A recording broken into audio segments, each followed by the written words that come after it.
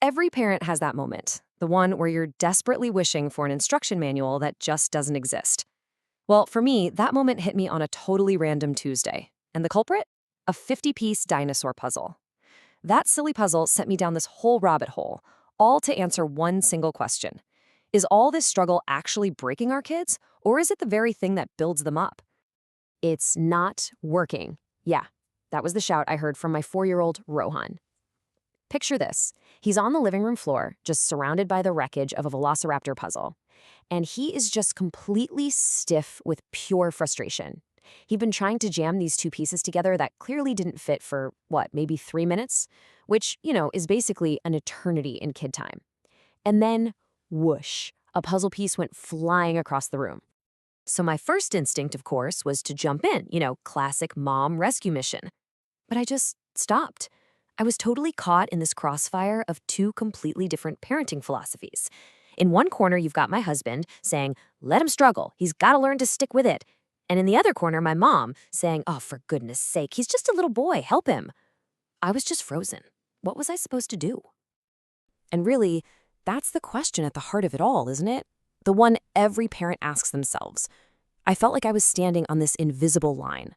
On one side, there was helping him, and on the other, I don't know, hurting him. If I step in, am I actually helping, or am I sending him this little message that says, you can't do this without me? It suddenly felt like the stakes were just massive. So I did what I always do when I'm stuck. I started digging. I went online, I read some books, and what I found right away was this really weird paradox at the very heart of parenting. Turns out, you can have the best intentions in the world, but you can end up in the exact same bad place coming from two totally opposite directions. Okay, so check this out, because this is where it got really interesting for me. You've got two extremes, right? On one hand, you have the rescuer, the parent who jumps in at the first sign of trouble. Well, that kid learns, someone will always fix this for me. Then, on the other hand, you have the total hands-off parent, the abandoner who offers zero help. And that kid learns, why bother trying? I always fail anyway. The approaches are completely different, but the result? It's exactly the same. Psychologists have a name for it. Learned helplessness. Wild, right? This just completely changed the game for me. My goal wasn't to get rid of the struggle anymore. No. My goal was to help him build the skill to get through the struggle. And that skill has a name: frustration tolerance. You've probably heard it called other things like grit or persistence. But I love thinking of it as this kind of psychological armor. It's what lets you stay in the game when things get tough, instead of just, shutting down. And here's the part that really made me sit up and pay attention. The research on this is, it's totally clear. A person's level of frustration tolerance is a way better predictor of their lifelong success and happiness than their IQ. I mean, just let that sink in for a second. The kid who sticks with a puzzle, who keeps trying, long-term, they're probably going to do better than the kid who's a genius but just gives up and flips the table at the first sign of trouble. For me, that changed everything. So the big question is, okay, how do you actually build this mental muscle? Well, it's kind of like going to the gym. You can't lift a weight that's too light because you won't get stronger, but you also can't lift one that's way too heavy or you'll just hurt yourself. You've got to find that sweet spot, the one that's not too hard, not too easy, but just right.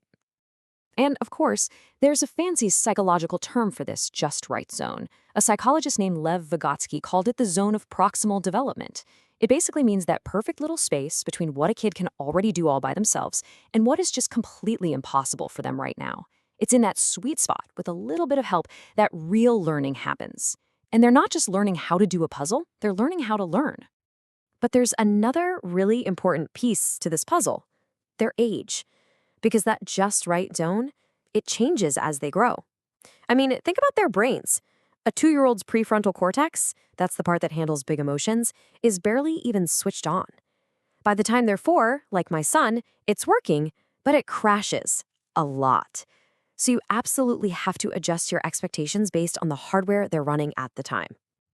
Okay, so all this theory is great, right? But what do you actually do when your kid is melting down over a puzzle? I needed a plan, a real step-by-step playbook that I could use right there in the moment on the living room floor.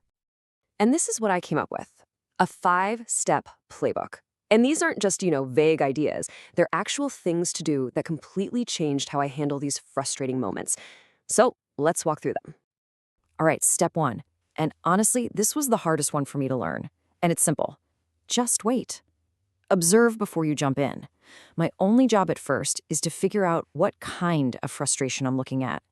Is he still trying things? Still in the game? That's productive struggle. Or has he tipped over into a full-blown meltdown where his brain has just gone offline? The first one is where the magic happens. The second one means he needs my help to calm down. Now, if I do decide to step in, the new rule is to give the smallest amount of help possible. I started thinking of it like a ladder. The first step is just some encouragement, like, you're working so hard on that. If that's not enough, the next step up is a little question, like, I wonder if a corner piece would help. And only as a last resort do I actually help him with a piece. The goal is to be like scaffolding around a building, not a rescue helicopter. This one took a total rewrite of my own internal script. I had to stop saying things like, "You're so smart," when he finally got it.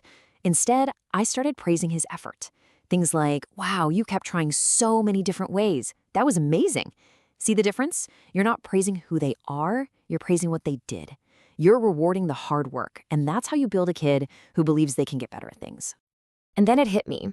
Where does my son learn how to deal with problems? From watching me. So I started thinking out loud when I was struggling with something.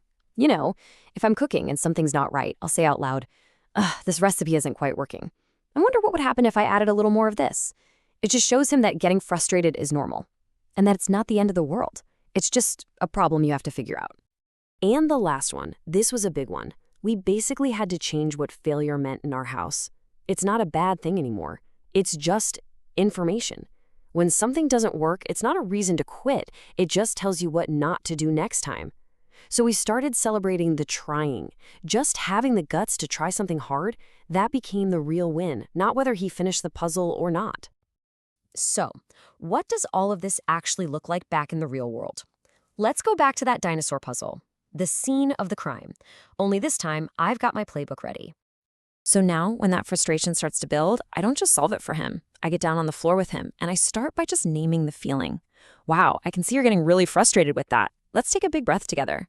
Then, instead of giving him the answer, I ask a question. "Hey, look at those pieces. What do they have in common?" I realize my job isn't to be his teammate who scores the goal for him. My job is to be his coach. And the result? Honestly, it was incredible. It wasn't overnight, of course, but a few months into this, I was in the other room and I heard him playing with his Legos. And he just said to himself, under his breath, "This is hard, but I can keep trying." I mean, my heart just melted. It was like he'd installed the new software. He was running the program all by himself. And that is the win. That's what building that resilient inner voice sounds like. So my whole way of thinking about this has just completely flipped. These frustrating moments, they aren't bugs that need to be fixed. They're the workout. They are the actual process of building that strength muscle. My job isn't to take away the struggle, it's to coach him through it. So I'll leave you with the same question I ask myself now. What's a productive struggle that you can celebrate today? Maybe in your kid's life, or hey, maybe even in your own.